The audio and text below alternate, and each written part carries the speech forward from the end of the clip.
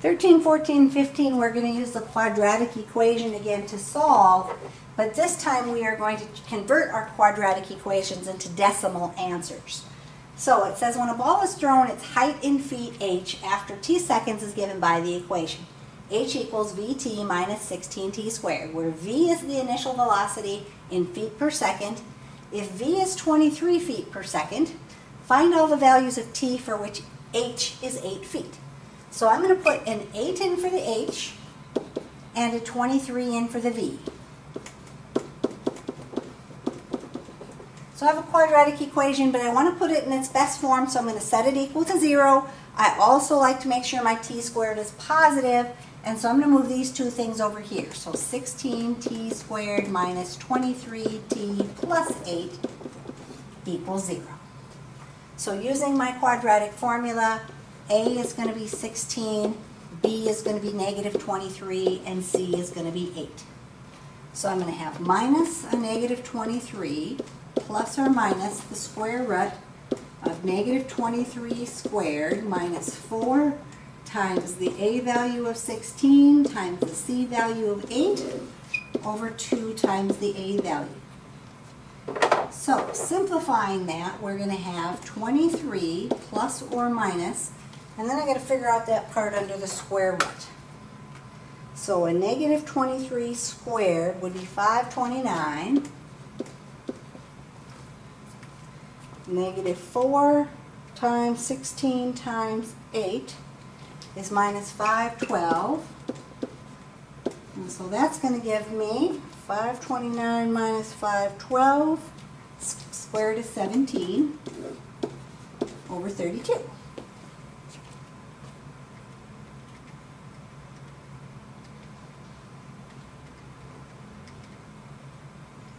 So when I solve this on my calculator, I have to do the top part first. So in parentheses, I'm going to do 23 plus the square root of 17, and then I'm going to divide it by 32 and hit equals. If I don't use these parentheses, I have to hit equals here, then divide by 32 and hit equals again. But easiest thing to do is just use your parentheses around that top part, and then we're going to find our two solutions. So 23 plus the square root of 17 divided by 32, rounding to 2 decimal places gives me 0.85. I have 0.847, so I rounded off to 0.85.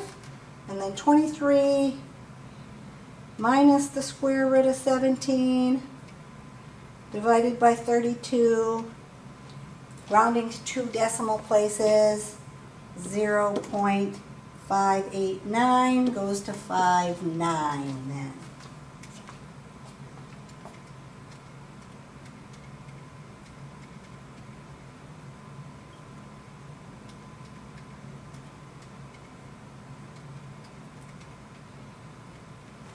And so those are going to be my two answers. Because when I throw my ball up, it's going to go up, curve, and come down, so twice it should be at that same height of 8 feet.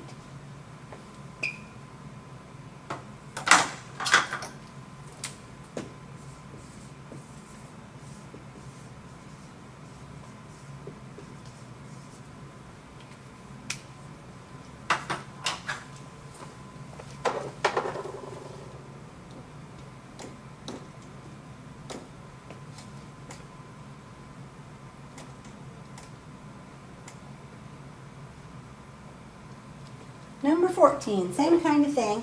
A ball is thrown from an initial height of 2 meters with an initial upward velocity of 25 meters per second. The height h in meters after 2 seconds is given by the following. Find all values of t for which the ball's height is 7 meters.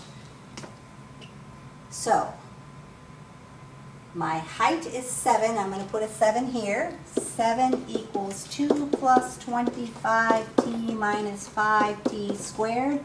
Again, I have to set that equal to 0. I'm going to move these over here. So this is going to be a positive 5t squared. This will be a negative 25t, and I have to subtract my 2 from my 7, so that would be plus 5 equals 0. So in my quadratic formula, I'm going to have minus a negative 25 plus or minus the square root of negative 25 squared minus 4 times 5 all over 2 times 5. So using A, B, C, plugging them into my quadratic formula. So this gives me positive 25. So a negative 25 squared gives me 625.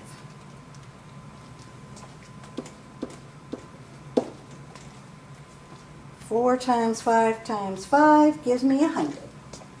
So 625 minus 100, 525 over 10. So again, I'm going to do 25 plus the square root of 525 divided by 10, and then 25 minus the square root of 525 divided by 10. Make sure you use the parentheses or hit equals after that first part before you divide by the 10. So 25 plus the square root of 525 parentheses divided by 10 gives me 4.79 when I round to the nearest hundredth. And then if I do 25, parentheses first, 25 minus the square root of 525, close my parenthesis, divided by 10, I get 0.21, because I have 0.208, so round that off to 0.21. So again, I'm going to have 2 times where my height is 7 meters at 4.79 and at 0.21.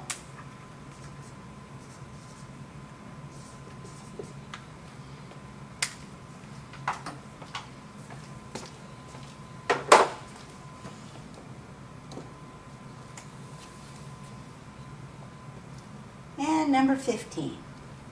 Now this time I have a ball that is thrown from the height of 44 meters. I'm up on top of this building with an initial downward velocity of 6 meters per second. The height h in meters after t seconds is given by the following: h equals 44 minus 6t minus 5t squared. How long after the ball is thrown does it hit the ground? So, if it hits the ground, I'm laying on the ground, my height is going to be 0, because the height is in meters above the ground. So 0 equals 44 minus 6t minus 5t squared. In best form, I would use 5t squared plus 6t minus 44 equals 0 then. Now with quadratic formula, you could probably get by with that negative t squared, but it's always a good idea to make your t squared positive so things turn out nicer. So I'm going to have minus my b value of 6 plus or minus the square root of 6 squared minus 4 times 5 times negative 44 over 2 times 5. So this is going to give me negative 6 plus or minus the square root of, that's going to give me 36. And then I'm going to have to do 4 times 5 times 44, which is 880, and that's going to be a plus. So plus my 36 will give me 916 over 10 again. So I'm going to do negative 6 plus the square root of 916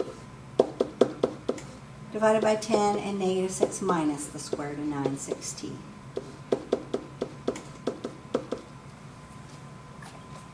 So negative 6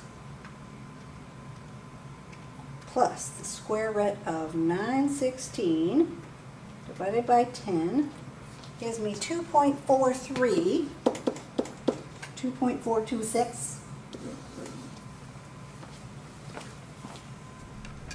All right, and then if we do our other calculation here, in parentheses, negative 6 minus the square root of 916 divided by 10. And I get negative 3.63.